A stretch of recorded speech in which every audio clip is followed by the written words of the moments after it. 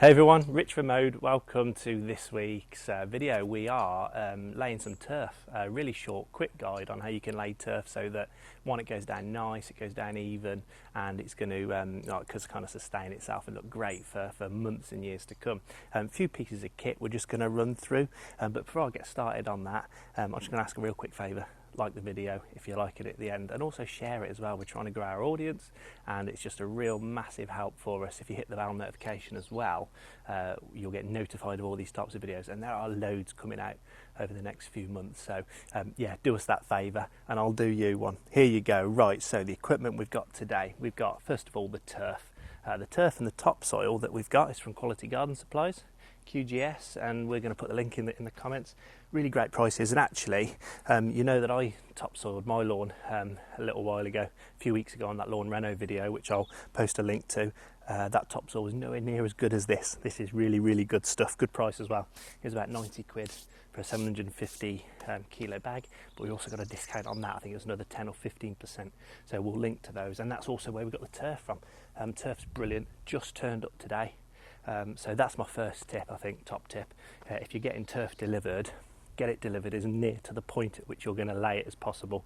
Don't leave it rolled up for any more than a couple of days. If you need to and you can't use it for a few days, roll it out. Just get it out, roll it out, let the sun get to the leaf, let it photosynthesize, and give it a little watering. Just don't leave it rolled up.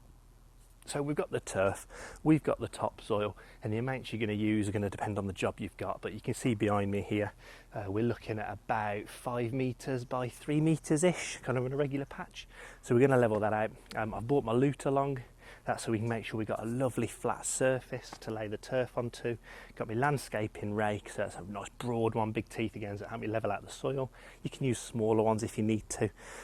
Big shovel for throwing, but I think the one bit of product we've got here that people don't usually use that makes all the difference is the Pre-Seed Fertilizer. Again, used it for my lawn renovation a few weeks ago, but this is high in phosphorus, fairly low in nitrogen and fairly low in potassium, but what the phosphorus is going to do is going to really help the roots from the new turf push down into the topsoil. And much like seeding, it is all about getting the seed, or in this case the roots, good soil contact. So if we can do that, we're away. So that's why we're going to be using this pre-seed and pre-turf fertilizer. So that's all the equipment we've got. You can see the job that we've got to do today. Oh no, we've got a massive timber in the middle as well, and that is basically to bridge over between this side of the garden and that, and just to make sure we're getting a level edge, a fairly flat edge. You don't need to be too meticulous. There are natural rolls in this garden. This isn't a bowling green. This is, again, it's a family lawn, so don't be too bothered about an absolutely perfectly flat surface, but this is just to help us get the levels. So first job for us then, really, the garden's already had all the plants taken out. It's been turned over with a fork, so we're now just going to level out that bottom layer of soil, and we're going to heel it in so it's nice and tight to the floor. And then we're going to get the topsoil in, going to throw the topsoil down, make our final level, sprinkle on some pre-seed fertilizer, then we're going to roll the turf as well. Final tip for rolling turf, which I'll show you later, is using a bread knife to cut it in and keep it nice and tight. So we'll get started. So one of the things we're going to do before we actually start cutting is, you can see Dan's just starting to trim around the bushes and the hedges around here. Reason for that is, once we've actually laid the turf, we don't want to be walking on it for a couple of weeks.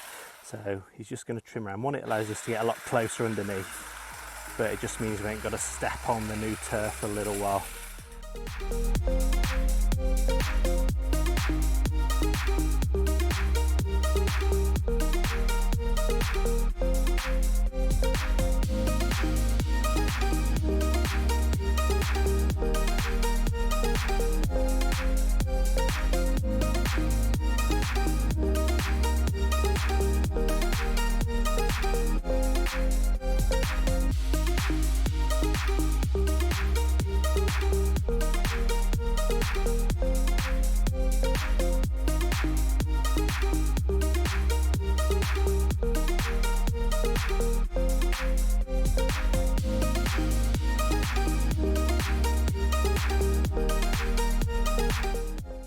Where's that bond? That bond is here. So I'm going to make sure it's in the middle or overlapping the next one. There we go, so that bond is there. And I'm just going to pull this down a little bit, and I'm just going to push it in that way. And then where I've got the two joining, just make sure that they sit kind of soil to soil, mud to mud, but they're not overlapping. Overlapping's really not good. And as soon as they're in, they look great. Just make sure the edges are folded down. Sometimes just using a bread knife there, just cut in. And don't be too accurate at the moment, because you're going to cut that back.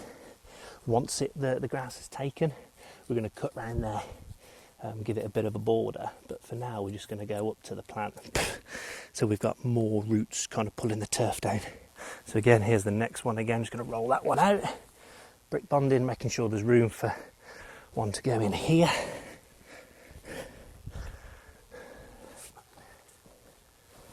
Button it up nicely.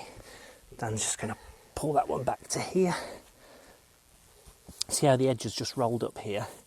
We're just going to tip it down on itself, pull it in nice and tight, then push those edges down.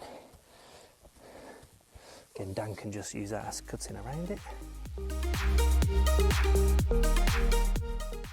So we've actually found a bit of a dip just here. So we're just going to roll the turf. Sometimes you get that, you miss a bit. So what we're going to do now is just roll the turf back a bit and fill that hollow. Not a problem.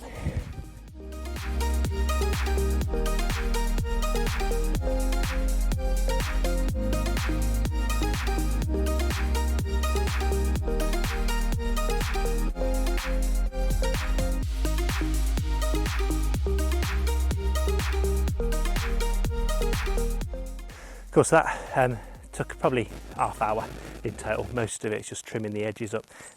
One thing to notice, you get little edges like this, don't be tempted to mosaic them together, because what you're going to get is you've got a big surface area around the edge of the cut that's going to dry out and it'll start to shrivel up, and all you'll end up with is 4 or 5 massive clods in the end of the week. So try and keep the pieces as big as you can. Don't be wasteful, but keep them as big as you can.